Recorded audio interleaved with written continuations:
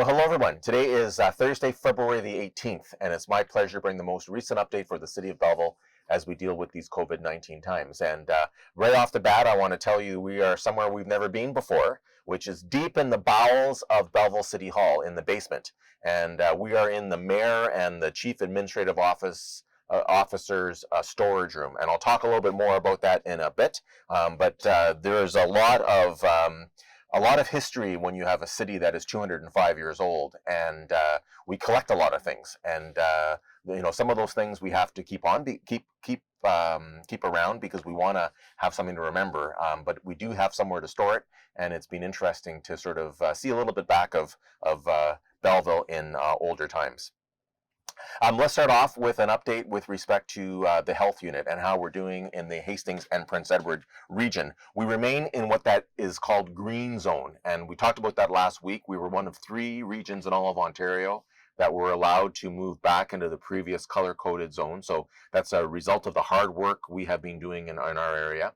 And this week, a number of other regions had their stay-at-home orders lifted, which means that they can travel around and they can go back and have some of the freedoms that we first saw last week. So, let's keep our eye on the prize, which is we're not out of the woods yet. We still have to continue to work hard, washing our hands, watching our distance so that we're socially distancing, and making sure we wear a mask, particularly when we're indoors or when we cannot socially distance. But we currently have 11 active cases, and that has gone up a little bit, but it's not gone up as high in some other areas.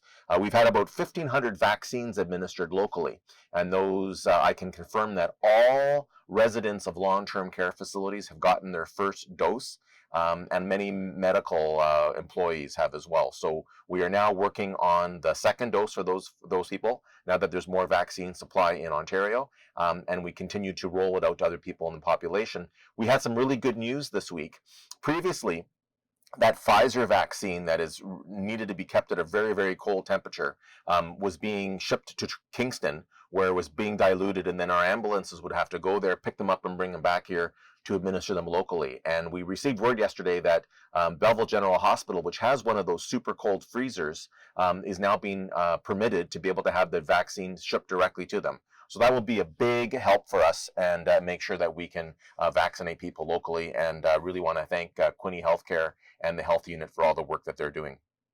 Again, if you have symptoms, it's important to get tested. And we've had almost 85,000 tests in our health unit region so far.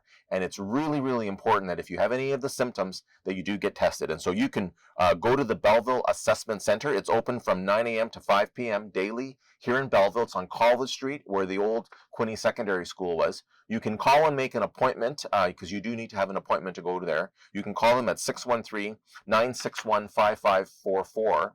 Or you can go online to qhc.on.ca/COVID-19. And this information is on the screen here so you can see it. But it's really important that you set up a time that you can go and get your test.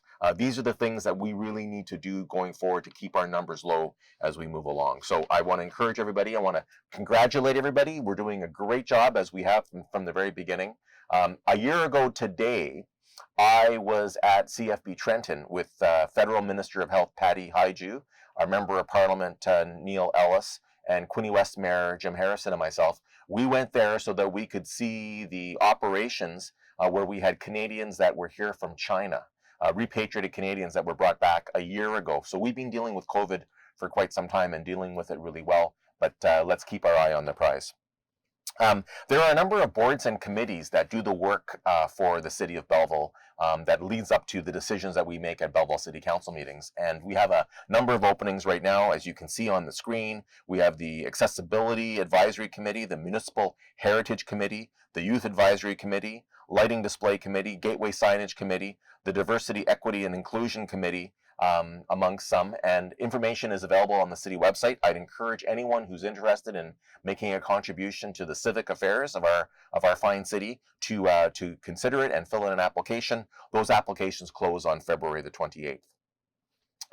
You've heard me speak before about the fact the city had purchased the former Hillcrest school in the east end of the city, and we are making plans for what type of a development will be there in the sense of recreation and outdoor spaces. So on February 24th, there is going to be a virtual public meeting from 5:30 to 7 p.m. for people to sort of see some of the potential plans and to offer their opinions on it. Please visit our website. Here you can see belleville.ca/Hillcrest has more information and how to register for that virtual public meeting on February the 24th. Belleville City Council has endorsed the idea of a police and mental health public forum to give members of the community an opportunity to hear about what we do to assist the police as they're dealing with pretty significant mental health issues in our community amongst the population, and how it makes their job very difficult when you're dealing with folks that are having mental health issues. There is going to be an online public forum on March the 9th from 7 to 9 p.m. More information and registration for that forum will be available in the coming days. The first part of that forum will be for us to hear from the professionals what programs they have now in place, how they're dealing with it. And then the second part of it will be for the public to have their say, to be able to say what their experiences are and what their thoughts are about our policing and our social services and our mental health supports in our community, and what we can do to make things better. It is cold today, and we've got some snow this week, and we're supposed to have more snow later on today. But we have to also start thinking about when the snow is all gone. And one of the things will be the return of the pop-ups on the bay. This wildly successful program we've had where we've had temporary spaces for vendors. Last year they were at Westwicks Park and was fantastic. And we're going to expand it this year, more than just Westwicks Park. So we're now accepting vendor applications for the summer. The 2021 season runs from May until the September long weekend at Westwicks Park. Please visit popupsonthebay.ca, so one word, as you can see on the screen, for more information. And we want to expand that this year. It's been really successful, and I want to thank everyone for making it possible.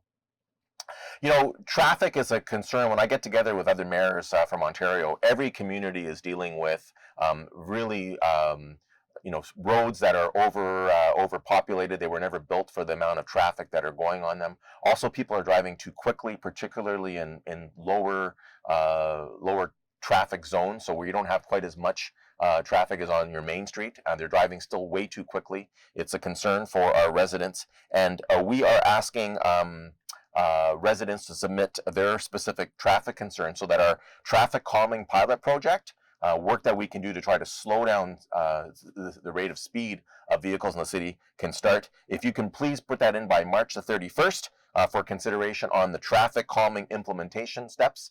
The Transportation Committee will consider it and make a recommendation to Council, and we hope to take some action on that this year.